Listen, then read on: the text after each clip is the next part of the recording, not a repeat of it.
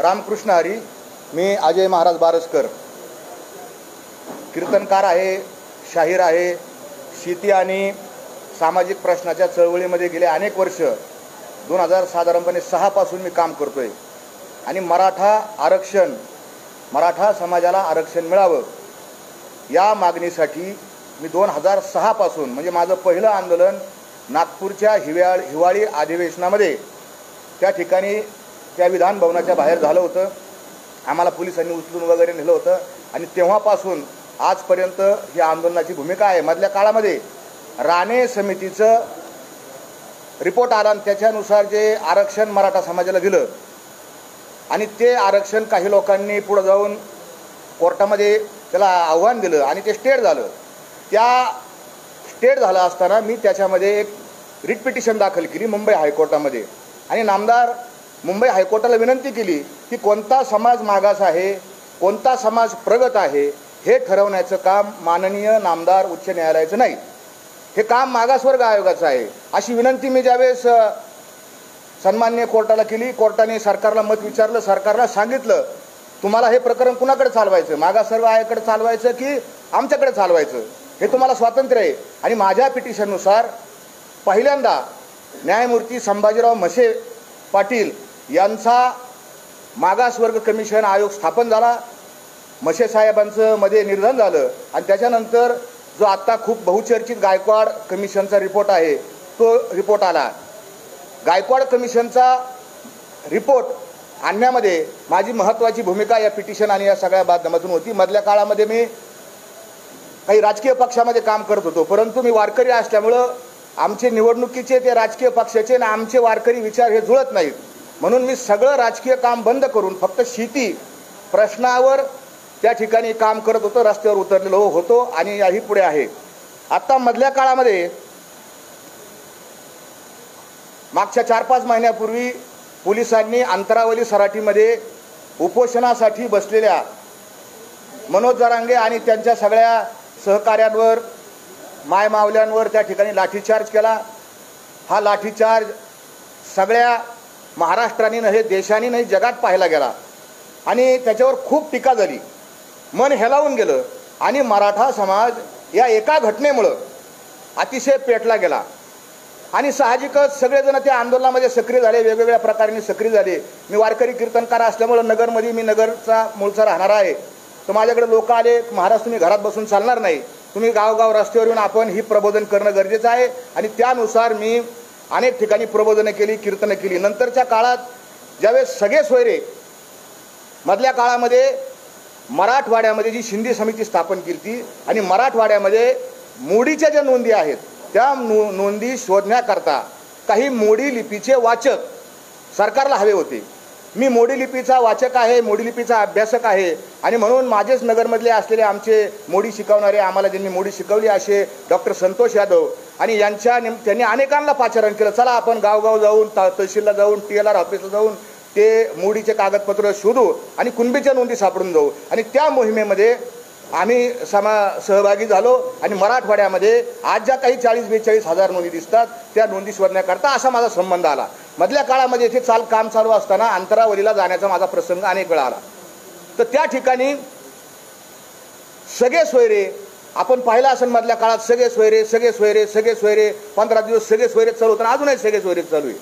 तर हे सगळे सोयरे चालू असताना मी याचा लॉचा विद्यार्थी आहे, नगरच्या लॉ कॉलेजमध्ये मी शिकलेलो आहे, तिथला विद्यार्थी आहे, पूर्ण नाही झालो लॉ माझं पण विद्यार्थी आहे.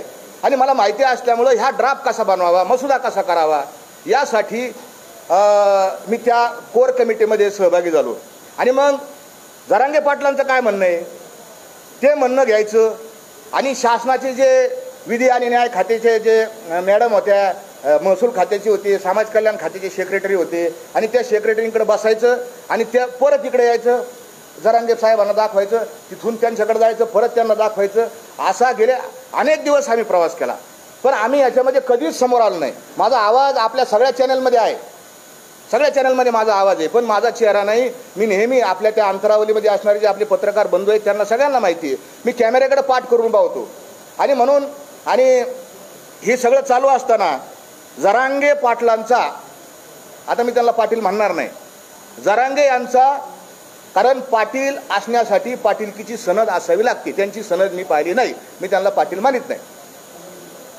जरांगे यांचा हेकेखोरपणा आम्ही अनुभवला. हा असा शब्द घाला, तो तसाच शब्द घाला. हे असंच झालं पाहिजे, आत्ताच झालं पाहिजे, तसंच करा, असंच करा. आम्ही इतके परेशान झालो. आणि मग आम्हाला सुधारणाच काय करावं आणि काय नाही करावं. मुळात आपल्या समोर मला अजून एक बाजू ठेवायची की मी ही पत्रकार परिषद कशासाठी घेतो, मी जरांगेवर का आक्षेप घेतो, का बरं, मला काय, माझा प्रसिद्धीसाठी हव्यास आहे का, तर ही काय प्रसिद्धी आहे का. ह्याच्यामध्ये ट्रोलिंग होतं, आपल्या सगळ्यांना माहिती आहे. जर एखाद्या भूमिकेवर आपण आणि बहुमताने समाज एका बाजूला आहे आणि त्या विचारावर जर आपण खंडन केलं तर समाज त्या ठिकाणी, कारण तो भोळा समाज आहे, आमचा मराठा समाज फार मायाळू आहे, फार भोळा समाज आहे, फार गोड समाज आहे. त्याला लक्षात येत नाही. त्याला असं वाटतं महाराज असे काय बोलून राहिले बाबा, काल परवापर्यंत महाराज. आणि माझं त्या मधल्या काळामध्ये तुम्ही आत्ता कोणतरी पत्रकार बांधवांनी विचारलं की तुमचे काय फोटो आहेत का, तर मी फोटोसाठी लालची नाही, शिल्फी काढा हे करा त्यासाठी नाही, पण कामाच्या संयोगानं काही फोटो निघाले. आणि संभाजीनगरचे विभागीय उपायुक्त हे त्यांना आणि मी त्यांना मसुदा समजून सांगण्याकरता स्टेजवर एकदा बसलो, तर त्या ठिकाणी त्यांचे स्वतःचे शब्द येतं जरांगे पाटलांची. त्याच्यामुळं मी जरांगे पाटलाचा सहकारी नाही, त्यांच्या टीममध्ये नाही, हा आक्षेप कुणालाही करता येणार नाही. जरांगे पाटलांचा व्हिडिओ आहे. जरांगे पाटलांनी क्लिअर कट सांगितलं. मी कालही त्या एका व्हिडिओवर ऐकून दाखवलं की जरांगे पाटलांनी सांगितलं, तुम्हाला ऐकून दाखवतो मी तो व्हिडिओ असा आहे की जरांगे पाटील मला म्हणतात की महाराज आहेत या ठिकाणी, महाराज करू लागायला आहेत, महाराज साक्षीदार आहेत. हे तुम्हाला मी व्हिडिओ ऐकून दाखवतो. बरं, आता उलट काय केलं ते सांगतो. महाराज घेते, महाराज साक्षाला आहेत म्हणून, कारण ते करू लागायला सगळं त्याच्यामध्ये. परत आहे, आता उलट काय केलं ते सांगतो. महाराज घेते, महाराज साक्षाला आहेत म्हणून, कारण ते करू लागायला सगळं त्याच्यामध्ये. हे तुम्हाला व्हिडिओ मी पाठवून देतो आणि फोटो येतो मला. परत येतो. बरं, आता उलट काय केलं ते सांगतो. महाराज घेते, महाराज साक्षाला आहेत म्हणून, कारण ते करू लागायला सगळं त्याच्यामध्ये. परत एकदा उगा काय केलं ते सांगतो. महाराज घेते, महाराज साक्षाला आहेत म्हणून, कारण ते करू लागायला सगळं त्याच्यामध्ये. आता तुम्हाला हा आवाज आला असेल, कारण महाराज इथं आहेत, महाराज करू लागायला आहेत, त्यांची तिकडची भाषा आहे, गावरा आमची ग्रामीण भाषा आहे, आणि महाराज साक्षीला आहेत. मी जरांगेच्या प्रत्येक कृतीला साक्षीदार आहे. हे जरांगे, मनोज जरांगे यांचा आपण आता स्टेटमेंट, त्यांचा व्हिडिओ चॅनेलवर उपलब्ध आहे. म्हणजे कोणी असं म्हणणार नाही की हा माणूस कोणतरी आला आणि इथं आला आणि बसला. मग समाजामध्ये दुसरा प्रश्न असा तयार होतो, आक्षेप माझ्यावर असा येतो की हा माणूस प्रसिद्धीसाठी करतो का, तर बिलकुल नाही. आम्हाला कायम हार आमच्या गळ्यामध्ये येतं. आम्हाला तुकोबारायांनी भरपूर दिलेलं आहे, भरपूर आईवडिलांनी तुकोबारायांनी आम्हाला भरपूर दिलं. प्रसिद्धीचा हव्यास नाही, पैशाचा हव्यास नाही. माझ्या परिसरामध्ये बऱ्याच लोकांनी माझ्यावर टीका केली की हे पाकिटं घेऊन, सरकारचं पाकिट घेऊन इथं आले असतील, तर बिलकुल नाही. माझ्या परिसरात विचारा, मी कीर्तनाचे पैसे घेत नाही, उलट देतो. अजून माझ्यावर काही वेगवेगळ्या प्रकारचे आक्षेप त्या ठिकाणी त्यांनी नोंदवले, त्याचं पुढे मी निराकरण करीन. पण तुम्ही असं म्हणता की तुम्हाला आत्ताच का झालं, तुम्हाला जरांगे हेकेखोर होता हे तुम्हाला माहिती होतं, मग तुम्ही आत्ताच का बोलले. मी आत्ता बोललो नाही, मी साधारण 3 दिवसापूर्वी माझ्या मनातली जी खतखत आहे ती एका छोट्याशा यूट्यूबच्या चॅनेलवर टाकली आणि जवळपास महाराष्ट्रामध्ये कोट्यावधी लोकांनी अनेक पोर्टलवरती गेली आणि कोटी लोकांच्या पुढे ती लोकांनी पाहिली. मला हजारो फोन आले, 2 प्रकारचे फोन आले. समर्थनाचे फोन आले आणि शिव्या शाप देणारे दोन्ही फोन आले. जीव घेणारे, तुला गोळ्या घालू, तुला मारून टाकू, माजला का, असं तसं, अशा प्रकारचे फोन आले. पण मी त्याला उत्तर दिलं, माझा धर्म सत्य सांगणं हा माझा धर्म आहे. तुका म्हणे बरा सत्याचा सायास नवनीता नास नाही पुन्हा. तुमच्या बाजूला बहुमत जरी असलं, किती लोक तुमच्या बाजूला असले आणि मी जर एकटा असेल तरी मी सत्य सांगणार. गॅलिलिओ 500 वर्षापूर्वी एकटाच म्हणत होता पृथ्वी गोल आहे, आणि सगळं जग आणि सगळे धर्मग्रंथ म्हणत होते पृथ्वी कशी आहे, सपाट आहे. कोण खरं ठरलं? काळ याचं उत्तर देईन, बारसकर महाराज बरोबर आहे की जरांगे बरोबर आहे. आणि सगळ्यात जास्त जसं एखाद्याचे 100 अपराध भरतात, आमच्या भगवान श्रीकृष्णाने सांगितले शिशुपालाचे 100 अपराध भरल्यावर त्याला मारलं, तसं या जरांगेचे 100 अपराध भरलेत. आणि 100वा अपराध कोणचा आहे, तर ह्या जरांगेने माझ्या जगद्गुरु तुकोबारायाचा अपमान केला. आणि तो मी कधीच सहन करू शकत नाही. मी कशासाठी गेलो तिथे स्टेजवर गेलो, त्या जरांगेंना म्हणलो, सगळे लोक म्हणत होते पाटील पाणी प्या, पाणी प्या, पाणी प्या, जरांगे पाटील पाणी प्या, अशा पद्धतीने घोषणा झाली होती. एक लहान लेकरू गेलं, हातात बाटली दिली, जरांगेंनी त्यांचं ऐकलं नाही. आणि शेवटी मी म्हणलं, बाबा मी देहूवरून आलो, मी काय सरकार नाही, मी नेहमी या सरकारच्या विरोधात भूमिका मांडत आलेलो आहे, मी देहून आलो, आपण एक गलासभर पाणी प्या. तर जरांगे तुम्ही हे एक चॅनलनी ते सगळं व्यवस्थित दाखवलं एका याच्यात, ते नेमके दोघं कोण, जरांगेला समजून सांगणार की दोघे कोण. आणि मी जरांगेंना सांगितलं पाणी प्या. जरांगे विचार करतायत याच्या हातून पाणी पिऊ का नको. का विचार करतायत? कारण जरांगेंच्या लक्षात आलं, मी जर याच्या हातून पाणी पिलं कॅमेऱ्यासमोर तर हा मोठा होईल, हा कोणतरी मोठा होईल. आणि हा अहंगंड, हा श्रेष्ठत्वतेचा भाव, खोट्या श्रेष्ठतेचा भाव त्याच्या मनात आला. आणि जरांगेनी मला काय म्हणले, मला काय, मी लय लहान माणूस आहे, माझा किती, आम्हाला हाकलून द्या, मला माझ्या आम्हाला मान अपमान गोवे हे गुंडोनी ठेवावे. तुकोबर आहे ना, आम्हाला मान आणि अपमानाची काय नाही, मी तर फार शुल्लक माणूस आहे. पण हा, मी याला सांगितलं, अहो मी देऊन आलो, तू का म्हणे माझं धाडीले निरोपा, तू पाणी प्या, तुम्ही पाणी प्या. मला म्हणलं ते मला नको सांगू संतन फिरतन, मला सारं कळतं. ज्या वेळेस तो संतन फिरतन तुकाराम महाराजांचा एकेरीवर उच्चार केला, मी म्हणलं जरांगे तुझे 100 अपराध भरले, मी आता मला झोपच नाही लागली. तुम्हाला अजून मी पुढं काही, आता एकदम नाही पुढं काही गौप्यस्फोट करणार आहे जरांगेची, आजच्या याच्यात नाही करणार. आणि मग मी पहिला व्हिडिओ बनवला, दुसरा व्हिडिओ बनवला, मराठ्यांना कसं बर्बाद या जरांगेने केलंय. दोन्ही व्हिडिओ एका माध्यमाने, ते आपल्या एका चॅनलच्या माध्यमातूनच ते सत्य उघडकीला आलं. एका पत्रकार बांधवांनी ज्या मराठ्यांची घरं जरांगेंनी बर्बाद केली, उघड्यावर आणली, उद्ध्वस्त केली, त्यांचे मुलाखती एका चॅनलने घेतलेल्या आहेत. फक्त असं भानगड असं आहे की समाज फार लवकर विसरतो. तुकोबारांनी त्याच्यामुळे सांगितलं, विसरली तया थोर झाली, आणि खूप नुकसान झालं हा जरांगे. आणि म्हणून माझा वाद सुरू झाला. दुसरा माझा आक्षेप आहे की या जरांगे काय आक्षेप आहे माझा काय भाऊबंद नाही, माझं काय नुकसान केलेलं नाही, तरी काही नाही. आक्षेप का की याला शेजारी खुसमस करे लोक लागतील, हांजी करणारे लोक लागतील. जरांगे मला इकडं पूर्व दिशा, ती इकडंच पूर्व दिशा, असे लोक लागतील. आणि आमच्या कीर्तनकारांनी याच्यात कळस केला. कीर्तन हे परिवर्तनाचं साधन आहे, कीर्ती मानवाची गाऊ नये असे तुकोबारांनी सांगितलं. आणि आमचे लाळ खोटे कीर्तनकार, लाज वाटायला पाहिजे असे कीर्तनकार त्या अंतरावली सराटीत जातात आणि तिथं जाऊन म्हणतात, आता देहू आळंदीला जायची गरज नाही, अंतरावली सराटी हेच आपलं देहू आणि हीच आपली आळंदी, इठल इठल. अरे ही पद्धत आहे. एका महाराजांनी अभंग घेतला कीर्तनासाठी, ह्याची दान दे गा देवा, तुझा विसर न व्हावा. या जरांगेच्या आंदोलनासाठी त्या कीर्तनकारांनी, नालायक कीर्तनकारांनी तुकोबाराचा अभंगच बदलून टाकला. ह्याची दान दे गा देवा आणि मराठ्याला आरक्षण मिळावा. अरे आरक्षण मिळवण्यासाठी आम्ही जेलमध्ये गेलोय, आंदोलन केलेत, याचिका केल्यात, पैसे घातलेत. 2006 पासून आम्ही भांडत होत. पण आम्ही कधीच असं नाही म्हणलं की तुकोबारा यांच्या अभंगात आम्ही कधी बदल केलेला नाही. तुकोबारा यांचा अभंग जसं बायबलमध्ये बदल करता येत नाही, कुराण साहेब मध्ये बदल करता येत नाही, गीतेत बदल करता येत नाही, तसा ह्या महाराजांना गीतेमध्ये बदल करण्याचा, गाथेमध्ये बदल करण्याचा काय अधिकार. हा आक्षेप असे एक एक खूप तुमच्या जगाचे अहंकार किती आहे. का बोलतो मी तुम्हाला, माझी तळमळ, माझी कळत असेल तुम्हाला पोटातली तळमळ. याची एवढी पोरगी एका चॅनलवर मुलाखत गेली, काय म्हणली आहे, माझे पप्पा एवढे मोठे आहेत की ते देवाला झुकू शकतात. देव माझ्या पप्पाच्या पाया पडन, आमचा देव पांडुरंग आहे, पांडुरंग तुझ्या बापाच्या पाया पडन. एवढा जरांगे मोठा झाला. आणि लोक तुम्ही ऐकून कसं घेता लोक. अरे मराठ्यांना आरक्षण मिळावा याच्यासाठी आपण काय लागन ते करू, सरकारला अंगावर घेऊ, काही करू. पण देवाचा काय संबंध, तुकोबाराच्या अभंगाचा काय संबंध, हे का कसं काय. मला अनेकांचे फोन आले, ती बारकी पोरगी आहे. अरे बारकी पोरगी आहे, मग ज्यावेळेस लग्नाच्या सोयरिकी होतात का घर बघायला जाते, आईबाप कशी येतं, जसे आईबापाचे संस्कार तसे त्या लेकराचे संस्कार असतील.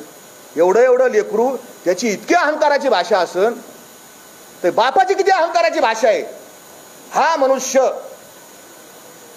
मराठा समाजाचं नुकसान करणारा आहे, मराठा समाजाचं वाटोळं करणारा हा मनुष्य. मला हा अनुभव आला. एखादी गाडी चाललेली आहे आणि गाडीचा ड्रायव्हर पेलेला आहे, प्रवासी बसलेले आहेत आणि ते मला कळालं, तर माझं काम काय, पहिलं उतरून घ्यायचं आणि लोकांना सांगायचं, बाबा खाली उतरा गाडी, ड्रायव्हर पेलेला आहे, खाली उतरा तर गाडी खड्ड्यात जाईन, दरीत जाईन, मरताना तुम्ही. हे माझं सांगणं काम आहे, म्हणून इथं बसलोय. गाडीचा ड्रायव्हर पेलेला आहे, गाडी खड्ड्यात जाणार आहे. माझं सांगायचं काम आहे, मी सत्य सांगणार. मला खूप धमक्या आल्या, गोळ्या घाला, मारा, सगळ्या रेकॉर्ड येतात. तू मार, बॉम्ब लाव, जाळ, पण मी खरं बोलल्यापासून हटणार नाही. माझे जे आक्षेप येतं, आता माझ्यावर अजून एक आक्षेप, हा छगन भुजबळचा माणूस आहे. छगन भुजबळचा माणूस हा सरकारचा माणूस आहे. हा मोठा आक्षेप आता सध्या त्यांनी हा फुटला. मी ना छगन भुजबळचा माणूस आहे ना या सरकारचा माणूस आहे. मी इतक्या टोकाची टीका भाजपवर केलेली आहे या आंदोलनात की समाज माध्यमावर उपलब्ध आहे, माझ्या मोबाईलमध्ये सुद्धा उपलब्ध येतं. फडणवीसांना मी काय म्हणलो, भुजबळांना मी काय म्हणलो, भयानक टीका मी केलेली आहे. मला सगळे लोक म्हणायचे, महाराज आरक्षण म्हणजे त्यांनी टीका नका करू इतकी. या पद्धतीने मी टीका केलेली आहे. ज्या वेळेस भुजबळ आंबडच्या सभेमध्ये, आमच्या नगर शहराजवळ शिंडी नावाचं गाव आहे, तिथली एक महिला सरपंच आहे आणि त्या महिला सरपंच बाईने जरांगे यांच्याविषयी एका फेसबुक या व्हॉट्सअपच्या ग्रुपवर अतिशय घाणेरड्या शब्दात टीका केली. त्यावेळेस त्या महिलेवर आम्ही गुन्हा दाखल करायला गेलो आणि भुजबळ साहेब ज्यावेळेस बोलले त्या आंबडच्या सभेत, तर भुजबळ साहेबांचा निषेध आम्ही त्या गावात सभा घेऊन व्यक्त केलेला आहे आणि तो व्हिडिओ माझ्याकडे उभा आहे. मला आपण भुजबळांच्या आणि जसं जरांगे चुकले, मी जरांगेच्या विरोधात बोललो, भुजबळ चुकले, भुजबळांच्या विरोधात बोललो आणि उद्याही भुजबळ जर चुकले तरी मी भुजबळांच्या विरोधात बोलणार आहे. भुजबळ आमचे मित्र नाहीत. काहीतरी कारण काढून मला त्या भुजबळांचं काही घेणं नाही. त्यांच्या तोंडावर मी कसं काय हात ठेवू? विधानसभेत ते बोलले ते भंडारा डोंगराचे अजय महाराज बारसकर आहेत आणि त्यांनी हे जरांगे हेकेखोर आहेत असं त्यांना बोलून नाही दिलं. त्यांनी माझं नाव घेतलं, 3दा नाव घेतलं. मी म्हणलो की त्यांना माझं नाव घ्या, माझा काही संबंध. कोणी लाख कोटी लोकांनी व्हिडिओ पाहिला, कोणी काही बोलू शकतं. हा त्यांचा, मी भुजबळाचा माझा काही संबंध नाही. आता मुद्द्याचा विषय सांगतो, आरक्षणाच्या बाबतीतला विषय सांगतो. हे झाले त्याचे सगळे आणि त्याचं हे सगळं कायम हेच आहे की हा माणूस कसा कसा हे करतो. परंतु आरक्षणाच्या संबंधानं मी त्याला पहिलं सांगतो की आपलं काय ठरलं होतं 15 जानेवारीला. अजून एक त्याचं वैशिष्ट्य सांगतो, तो सरकारला निवेदनच देत नाही. त्याचं एक निवेदन दाखवा मला की बा आपण काहीतरी असलं नाही, तुम्हाला रजा जरी काढायची असेल पत्रकाराला तरी तुम्ही रजेचा अर्ज देता, प्रति संपादक साहेब असं अशी रजा काढायची. हा, तुम्ही जरांगेंचं एक पण निवेदन नाही, सिंगल वन निवेदन नाही सरकारकडं. पण जरांगेंचं निवेदन कॅमेऱ्यासमोर त्यांनी माझ्याकडे लिहून दिलंय, तो नाकारूच शकत नाही. माझ्याकडे त्याच्या ज्या 4 मागण्या आहेत ना त्याच्या अक्षरात लिहिलेल्या आहेत. त्यांनी काय 4 मागण्या केल्या आणि तो कसा पलटतो, आज पलटी, उद्या पलटी, परवा पलटी, तेरवा पलटी, रोज पलटतो जरांगे आणि खोटं बोलतो. जरांगेवर काय विश्वास ठेवला समाजाने की जरांगे पारदर्शक आहे. कोणतीही मीटिंग कॅमेऱ्यासमोर करतो, मंत्री येऊन द्या घोडा लावतो, त्याला घोडा लाव, याला घोडा लाव, याला बोल, त्याला आमदाराला बोल, शिव्या घाल. समाजाने प्रेम केलं, कारण कसं आहे मराठा समाजाला खरं बोललेलं आवडतं आणि तोंडावर बोललेलं आवडतं. मराठा समाजाने स्वीकारलं, मी स्वीकारलं. पण जरांगेने 23 डिसेंबरच्या रोजी पहिली गुप्त मीटिंग कन्हैया हॉटेलमध्ये घेतली आणि त्या मीटिंगचा मी साक्षीदार आहे.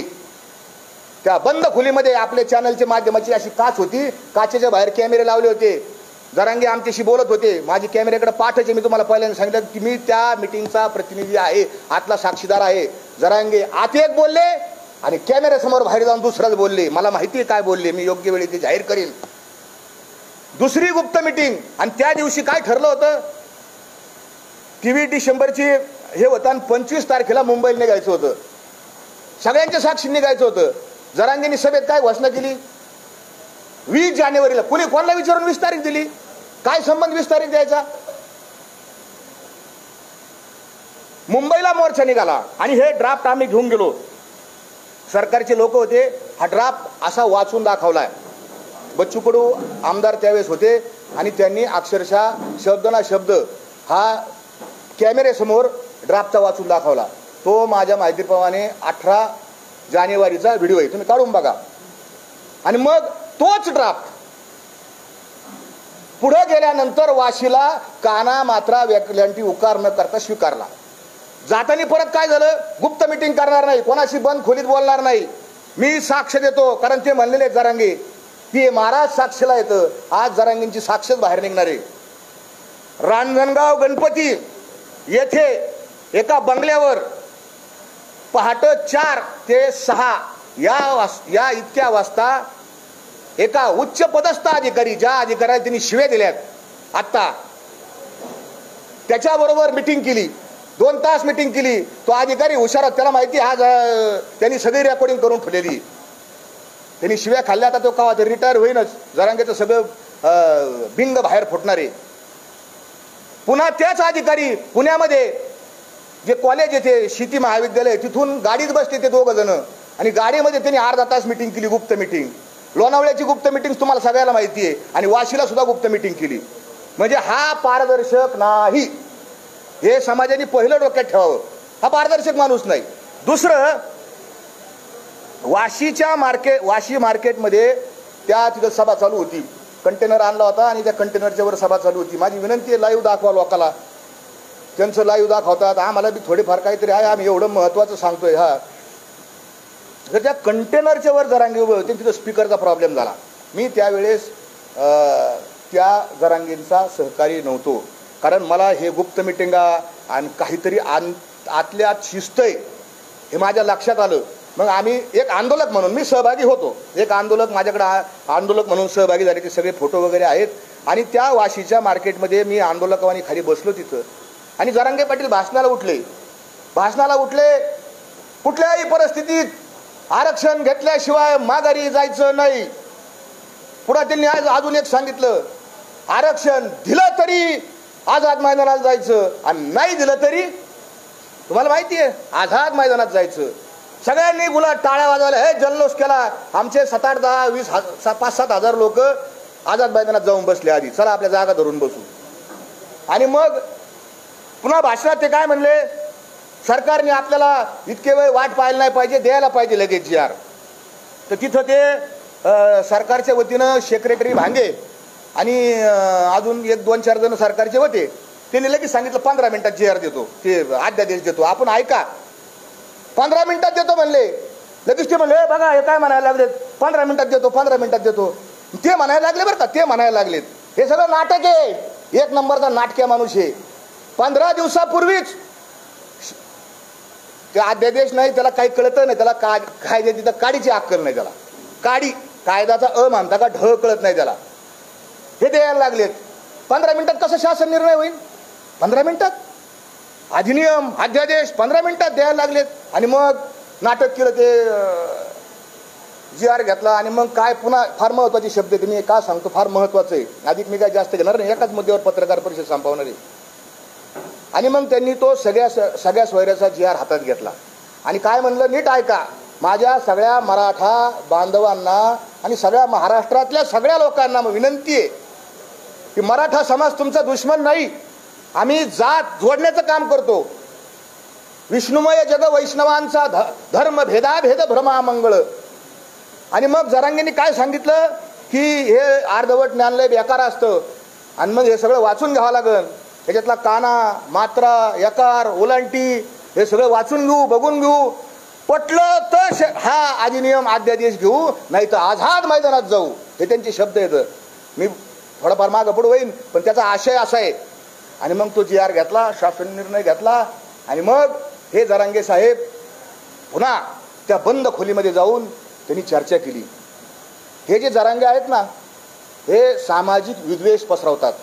आमच्या समोर ते जे भांगे जे आहेत, सेक्रेटरी समाज कल्याण खात्याचे प्रधान सचिव, त्यांना म्हणतात हेवांदऱ्याचे हेवांदरी आहे, म्हणजे लोक खुश करायला बीडमधल्या लोकांचं त्यांना आनंद वाटायला, हलाबाड माणूस आहे. आणि मग ह्या भांगेंच्या बरोबर जरांगेंनी बंद खोलीत कस काय चर्चा केली, सगळ्यांनी पाहिलं तुम्ही.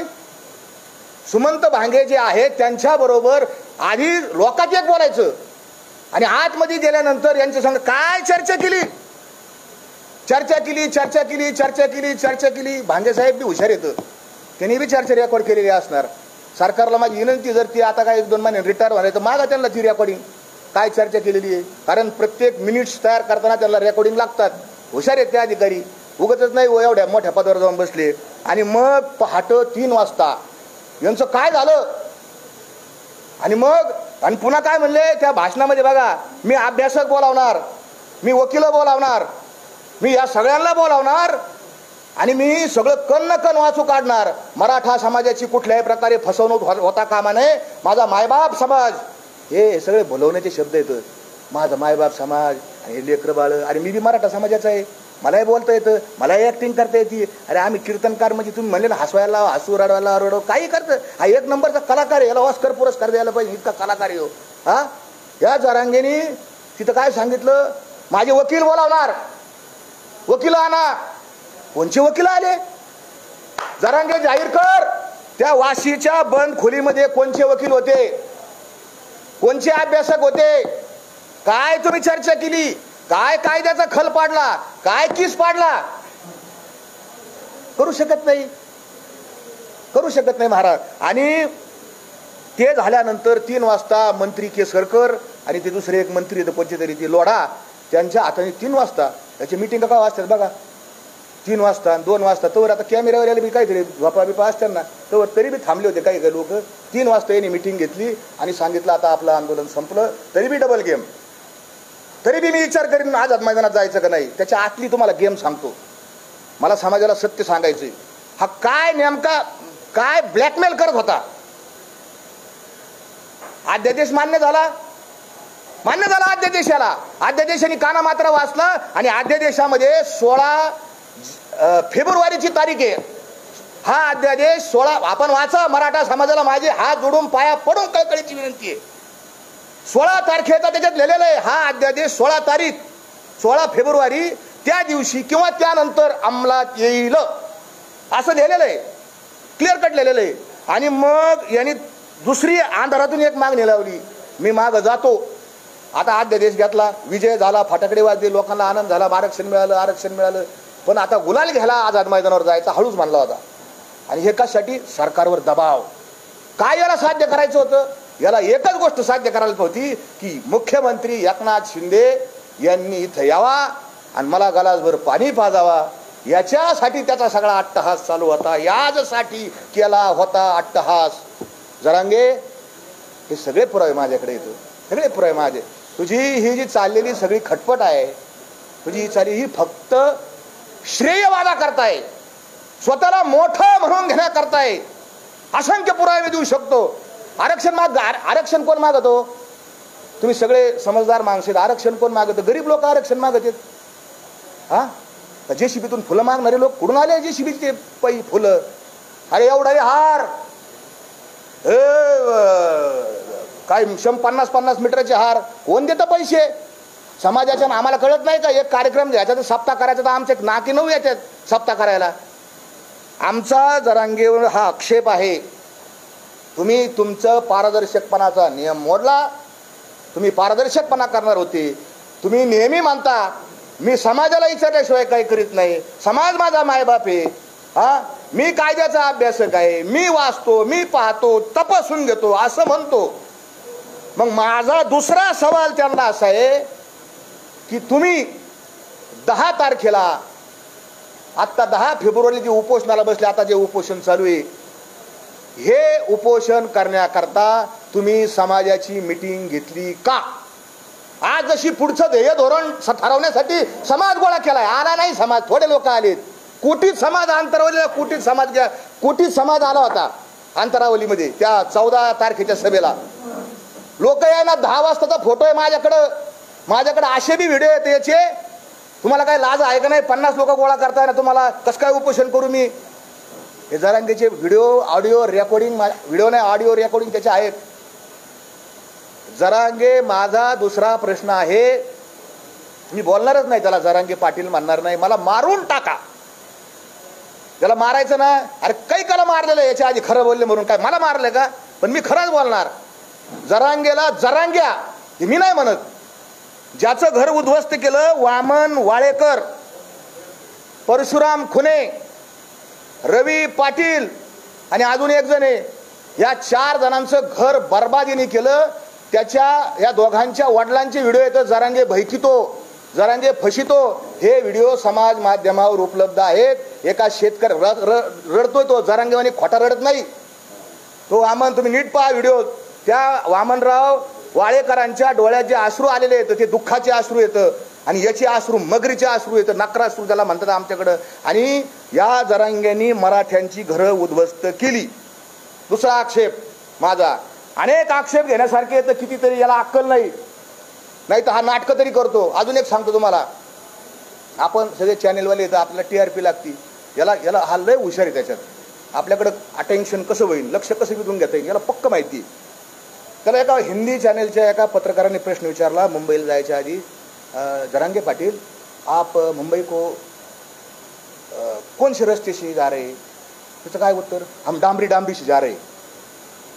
अरे तुला एवढी तरी अक्कल आहे का रे? हाँ, तुला काय विचारले पत्रकारांनी, तुम कौन से रस्ते से जाने वाले हो? हो तो डांबरी डांबरी से. अरे रस्ते म्हणजे तुम बीड से, नगर से, पुणे से, कैसे जा रहे हो? एक तर ह्या हा जो व्हिडिओ परत काढा आणि वाचा, ऐका. हा म्हणतो, पत्रकार विचारतात कोणत्या रस्त्याने जाणार, हा म्हणतो डांबरीहून जाणार. हे उत्तर आहे. एक तर याला अक्कल नाही, नाही तर हा लोकांना फसितो. याचे दोनच उत्तर आहेत, तिसरं उत्तर नाही. हा प्रचंड शातीर माणूस आहे, कितीतरी शातीर. याला माहिती आहे TRP कशी मिळेल, शिव्या दिल्या का. त्या दिवशी आम्ही गेलो, छत्रपती शिवाजी महाराजांचा पुतळा पाठीमागे लावलेला आहे, महिलांच्या बद्दल कसं बोलावं, हा अशीच असती सुंदर आमची आई. शिवाजी महाराज ही संस्कृती ना, त्यांनी शिकवलं ना, मागं पुतळा आहे ना शिवाजी महाराज तुझ्या. काय म्हणतात, शत्रूच्या स्त्रीला सुद्धा आईचा दर्जा शिवाजी महाराजांची ही शिकवण आहे. आणि ते मधुकर आर्दड कमिशनर समोर बसलेले आहेत, हा लोळतोय आमच्या ग्रामीण भाषेत लोळतोय. अहो तुमच्या घरी पाहुणे आल्यावर तुम्ही आजारी जरी असले असं उठून तर बसता ना, इतकी तरी माणुसकी असते ना आपल्यात. खरं बोला. हा लोळतोय तिथं असा.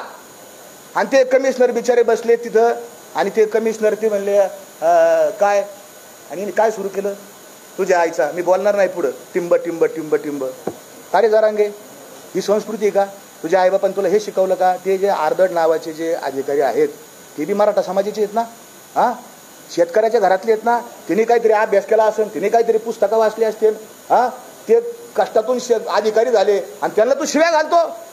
त्याच्याबरोबर माझे जे सहकारी आहेत डॉक्टर संतोष यादव नगरचे, यांनी मराठवाड्यावर ज्या नोंदी मिळाल्यात ना आता 30-40 हजार, या डॉक्टर संतोष यादवांचे अनंत उपकार येतं.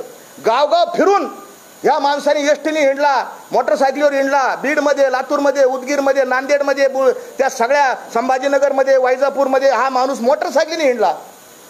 आणि हा याला काय म्हणतो, तुम्ही सरकारच्या भाकरी खातात, आम्हाला भाकरी मिळत नाही, हा आणि नीट घाला. आता ते मला बोलताच आहे ना, अहो आपल्याला बोलता येईल घ्यायची भाषा. मला सांगा ना, मलाही बंद नाही, तुमचं लाईव्ह चालू आहे, मला असं कळलंय, हा तुमची आई असं पुढे बोलला, याला पटतं का, याला शोभतं का? जाम. अरे तू सरकारला शिवे दे, मी बोलणार नाही ते शिंदेचं, पवारांचं, ते फडणवीसचं, मला काय घेणं नाही त्यांचं. मी त्यांच्या कालही विरोधात होतो, आजही त्यांच्या विरोधात आहे, आणि उद्याही त्यांच्या विरोधात राहणार जर ते चुकले तर. आणि त्याच्या आधीचे जे काँग्रेसचे तर त्यांच्या बी मी विरोधात होतो पहिल्यापासून. आपल्याला हे पटतच नाही, हे राजकारण लोक आपल्याला पटत नाही, म्हणून हे राजकारण सोडलं नाही, पारमार्थाला लागलोय. खूप बोललाय तो, म्हणजे हे कल्पना शक्तीच्या बाहेर आहे कोणताही माणूस. मी विनंती करतो, मला अनेकांचे फोन आले, महाराज आणि तुम्ही काय आले तिथे गेलते, आणि तुम्ही काय आले गेलते तिथं. अरे यांनी बोलावलं मला, माझ्याकडे रेकॉर्डिंग घेता, यांनी बोलावलं, यांनी मला माफी मागितली, याच्या कोर कमिटीने माफी मागितली. चुकलं महाराज तुम्ही या. आणि मी गेलेलो नाही, मला आत्मसन्मान आहे, मला सुद्धा मान सन्मान आहे, मी कशाला जाऊ त्याच्या स्टेजवर जर अपमान केला तर. आणि त्यांनी बोलवलं महाराज. आणि ह्या सगळ्या गोष्टी, अनेक गोष्टी सांगण्यासारख्या आता.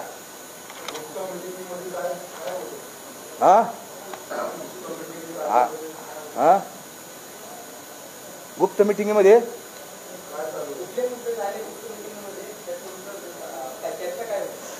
आता हे तुम्ही विचारायला पाहिजे त्याला. होतो ना. पहिली गुप्त मिटिंग कन्हैया हॉटेलमध्ये झाली, 23 डिसेंबरला. बीडला, ते बीड संभाजीनगर रस्त्यावर कन्हैया हॉटेल म्हणून आहे, तिथं पहिली गुप्त मिटिंग झाली. ती काय म्हणजे इंटरनेटवर आहे. दुसरी गुप्त मिटिंग त्यांची म्हणजे मला माहिती असलेली बरं का.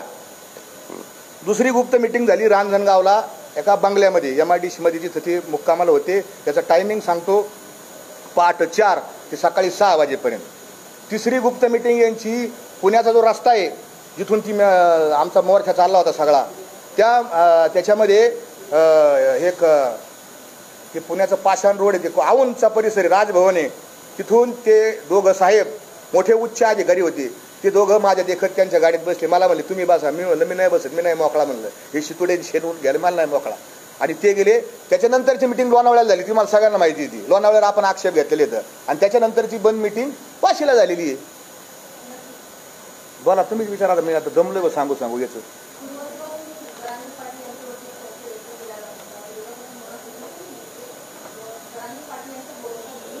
हा आहे ना, हा बरं झालं ते सांगायचं राहिलं, तुम्ही आठवण केली. 10 तारखेला जरांगे हे उपोषणाला बसले. पहिला आक्षेप, आज जसं समाजाला बोलावलं मिटिंग घेऊ पुढची दिशा ठरवू, मग 10 तारखेला का नाही बोलावलं? 10 तारखेला जरांगे त्यांची जे काही लोक होते आणि तिथं योगायोगाने मी बी होतो तिथं, आणि जरांगे काय म्हणले, त्यांची चर्चा झाली बरं का, आता उपोषणाला बसायचं, आणि सगळ्या ग्रामस्थांनी विरोध केला. आत्ता चालू आपण 16 नंतर बसू ना, आत्ता चालू आपण 16 नंतर बसू. जरांगेला एक फोन आला, आता तुमचं उत्तर देतो मी. जरांगेला एक फोन आला आणि ते फोन असा चालू असताना त्यांच्या एखाद्याने विचारलं काय करतो पाटील? ते म्हणले काय ना, आता पत्रकार बसलेत, रोजचा सकाळचा ते तुमच्या मुंबईमधले एक राऊत आहे, त्यांचं जसं असं त्यांचा यांचा एक व्यवसाय झालेला आहे, सकाळी सकाळी पत्रकार परिषद धंदाच झालेला आहे, आणि ते मी पत्रकारांना बाईट देऊन येतो आणि मग आपण 4 वाजता मिटिंग घेऊ आणि मग उपोषणास ठरवू. हे त्यांचे शब्द आहेत बरं का. 10 तारखेचे त्या पवित्र मंचकावरती जाऊन बसले. त्यांचा तो मंचक फार पवित्र आहे तो असा, तिथे येणारे सगळे असे हुजरे गुलाम असते तिथे असे सगळे त्या पवित्र मंचकावर गेले आणि प्रेस सुरू केली त्यांनी. आणि प्रेस सुरू केल्यानंतर काय म्हणलं, पहिलं वाक्य त्यांचं तुम्ही त्या दिवशी 10 तारखेच्या प्रेसमध्ये नीट ऐका, ऐका. ते वाक्य असं होतं, हे बघा आता मी उपोषणाला बसलोय, पुढचं बोला. हे त्यांचे पुढचं बोला. लोक म्हणले अहो मिटिंग घ्यायची होती आपल्याला, मग नाही आता मी बसलो म्हणले, आता पुढचं बोला. अरे तू कोणाला बसला विचारून? तुझे सगळे लोक म्हणतात पाणी प्या, तू विचारलंच कोणाला? मुदतच जर 16 तारखेपर्यंत, 16ला अधिकारी आपल्याला बसायचा. कोणाचा फोन आलता हा मला प्रश्न आहे, कोणाचा फोन आलता आणि त्यांनी ते जाहीर करावं. मला संशय आहे, मी कोणाचा तरी फोन आलता तर मला माहित नाही नेमका कोणाचा आलता.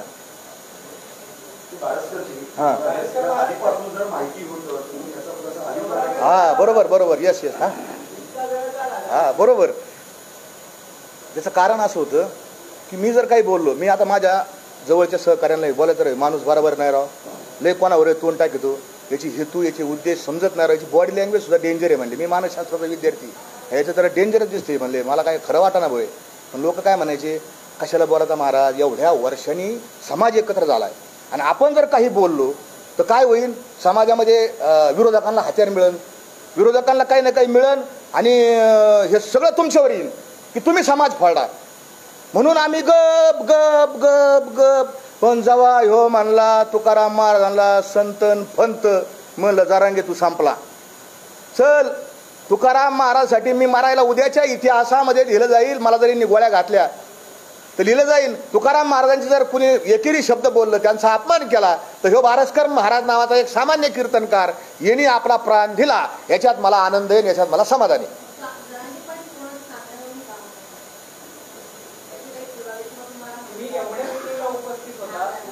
पाणी तरी प्यायला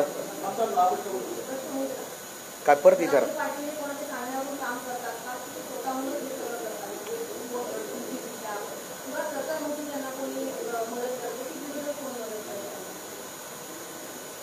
जरांगे 2 गोष्टी फार हुशार, शातीर, त्याला शब्द आहे शातीर. हा शातीर माणूस आहे.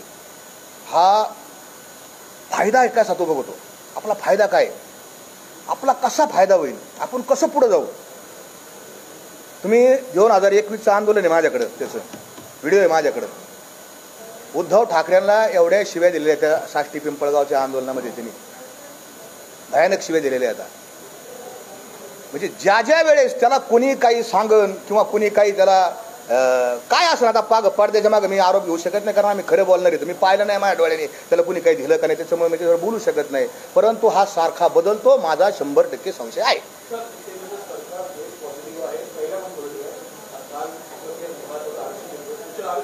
हा हा हा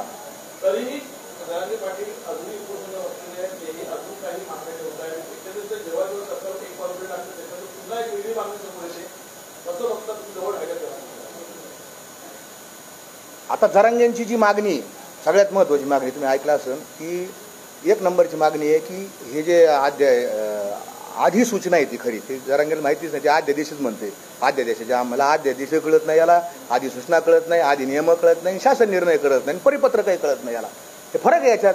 अध्यादेश काय असतो, अधिनियम काय असतो.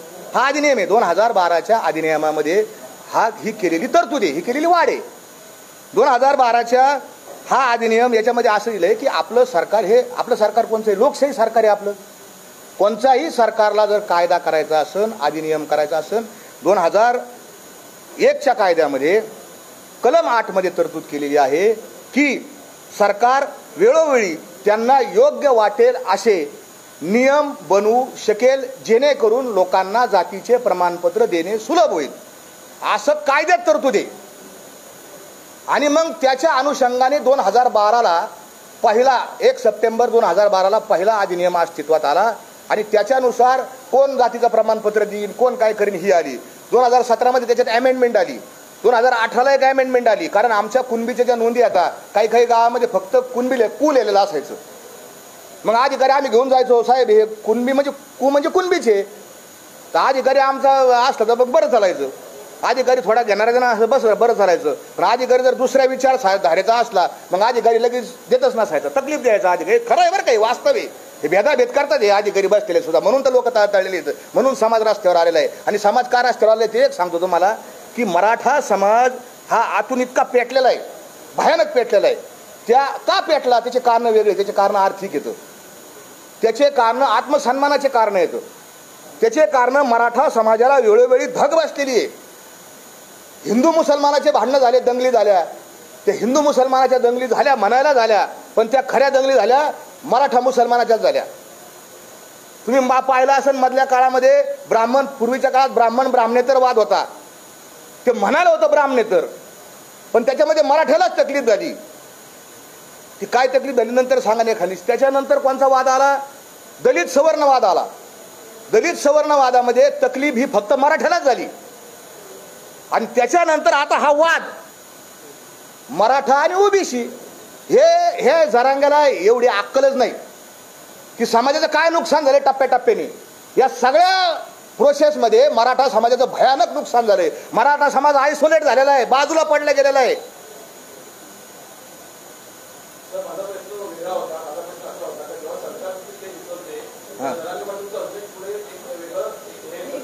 काय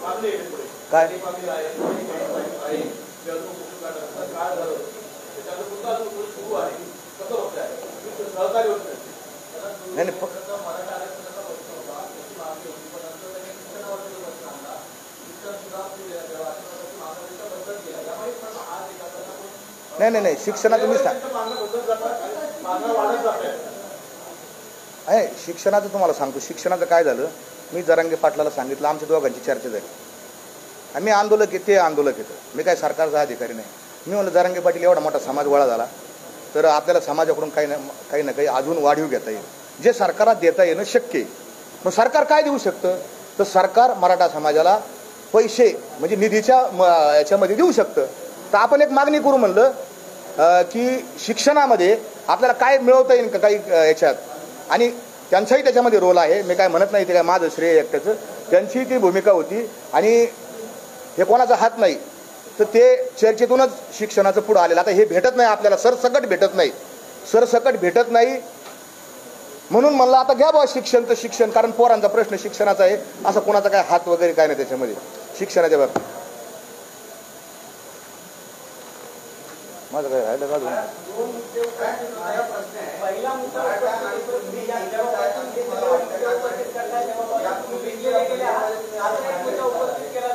एक मराठा कुणबीचं कोण बोलत, एक तुमचं घेतो काय?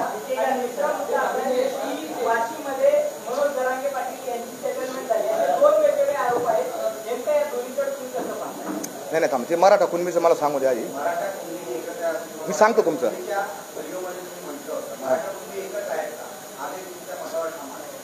कसं आहे, मराठा कुणबी हे सगळ्या महाराष्ट्रात येत नाहीत. कोकणाचा प्रॉब्लेम वेगळा आहे.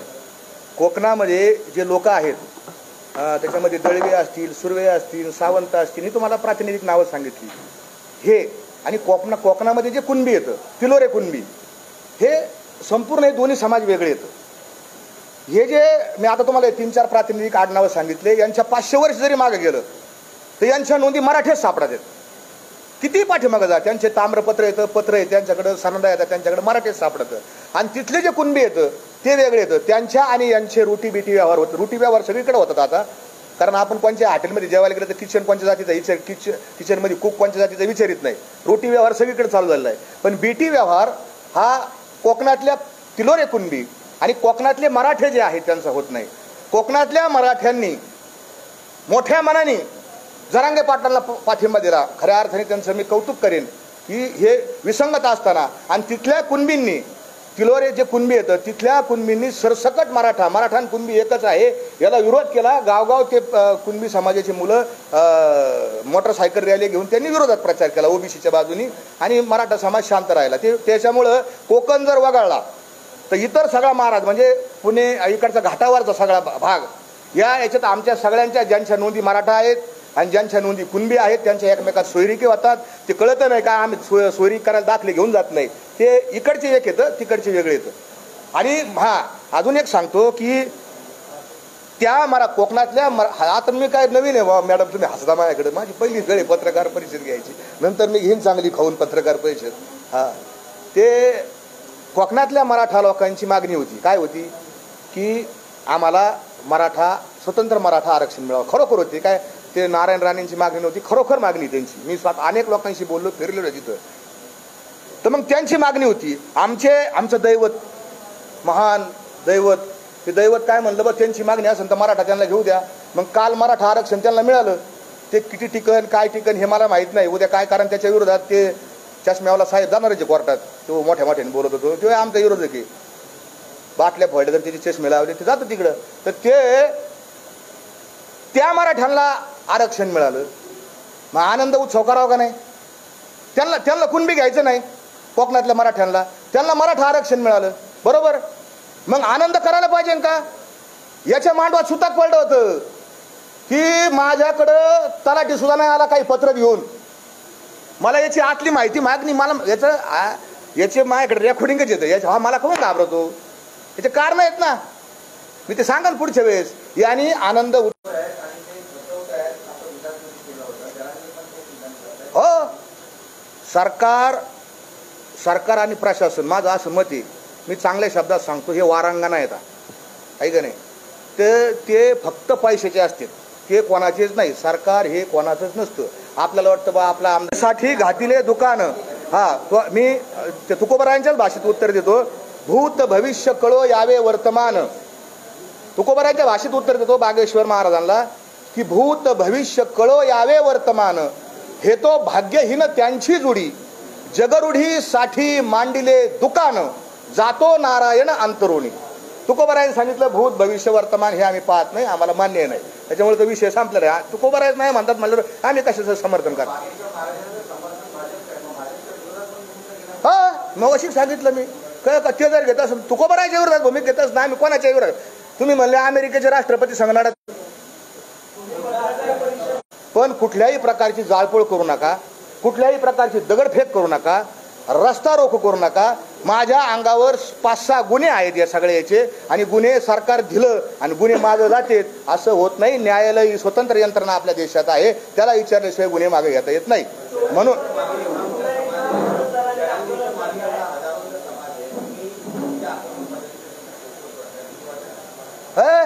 भीत नाही आता आपुल्या मरणा, माझ्या प्रत्येक शब्दाला तुकोबरायचा अभंग आहे.